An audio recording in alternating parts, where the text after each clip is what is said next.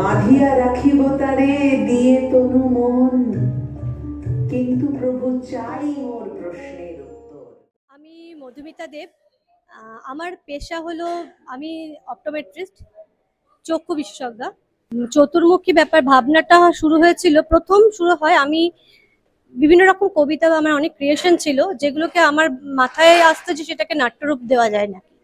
তো এরকম ভাবে বহুদিন ধরে বহু প্রচেষ্টা করে আমার একটি কবিতা সাধনা নাম, সেই কবিতাটা আমি 2017-তে লিখি।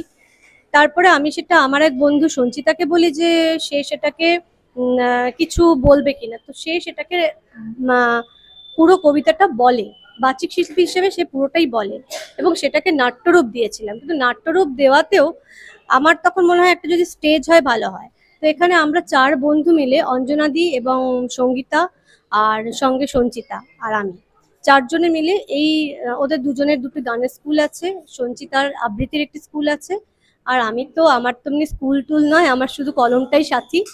তো কলমকে সাথী করে নেমে পড়লাম 4 জনে মিলে এবং জন্ম হলো চতুর্মুখীর। ছোটবেলা থেকেই লিখতে ভালোবাসতাম, লিখতাম। তো তখন কবিতার পাতায় পাতায় থাকতো, বইয়ের পেছনে, অঙ্ক খাতার পেছনে এসবই থাকতো। কিন্তু সেগুলো কখনো আমার ইচ্ছেও হয়নি বই বার করবো, লিখবো, এরকম এখনো কিছু মনে হয়নি। বাট সোশ্যাল মিডিয়া আসার দরুন টুকটাক লিখতে লিখতে বিভিন্ন জায়গায় এটা প্রকাশ পায়। একটু বয়স হয়ে যাওয়ার পরে বন্ধু বান্ধব বা কেউ আমার কবিতা পড়েছে, সঞ্চিতা কবিতা পড়ে হঠাৎ আগ্রহী হয়ে ওঠে যে আমার কবিতা বলবে, এবং আমার কবিতা বলার পর আমি দেখেছি সেই কবিতাটা অন্যরকম একটা রূপ ধারণ করেছে। আমি নিজে বাচিক শিল্পী নই, আমি শুধু লেখালেখির মধ্যেই থাকি, কিন্তু যখন কেউ বলে তখন সেই কবিতাটার রূপটাই বদলে যায়। তো তারপরেই আমার লেখালেখি।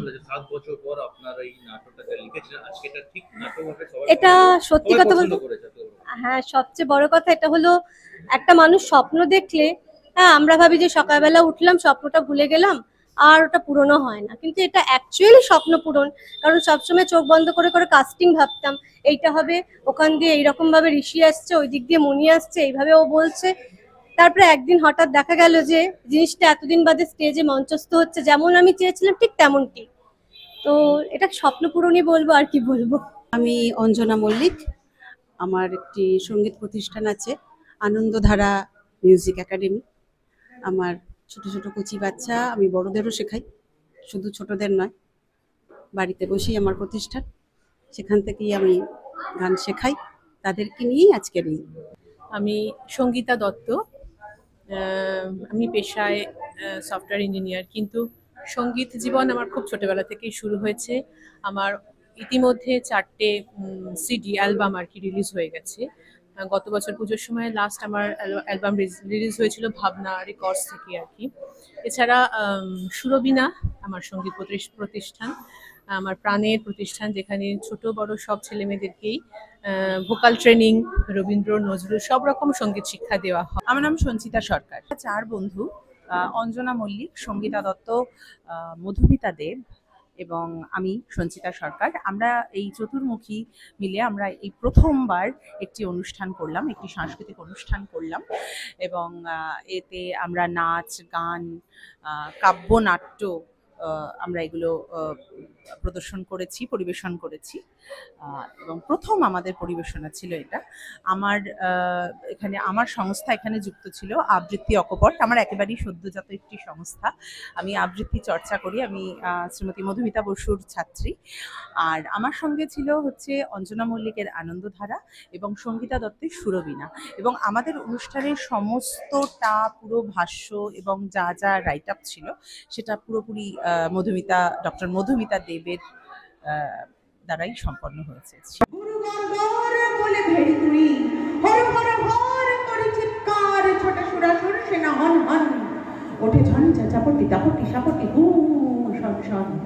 ছোট সুরাসুর সেনা হন হন, তাতা থই থই, তাতা থই থই, খল খল খল। নাচের রঙ্গিনী সঙ্গিনী সাথে ধক ধক জল জল জল। বুকে মুখে চোখে রোষ, হতাশন রোষ, কথা শোন। ওই ডম্বর ডোলে নিমি নিমি বলে মম মরুদ অম্বর দোলে জম্বরঙ্গি কল কল দোলে চলে উতরলে ধ্বংসে মাতিয়া তাথিয়া তাথিয়া নাচিয়া রঙ্গে চরণ বঙ্গে সৃষ্টি সেকালে চলমন। আমি রাখি বন্ধন উৎসব, আমরা তাই আমাদের তরফ থেকে একটু সামান্য আমরা রাখি পরিয়ে আমরা তাকে বরণ করে নিচ্ছি। বরণ করে নিচ্ছেন ডক্টর মধুমিতা দেব।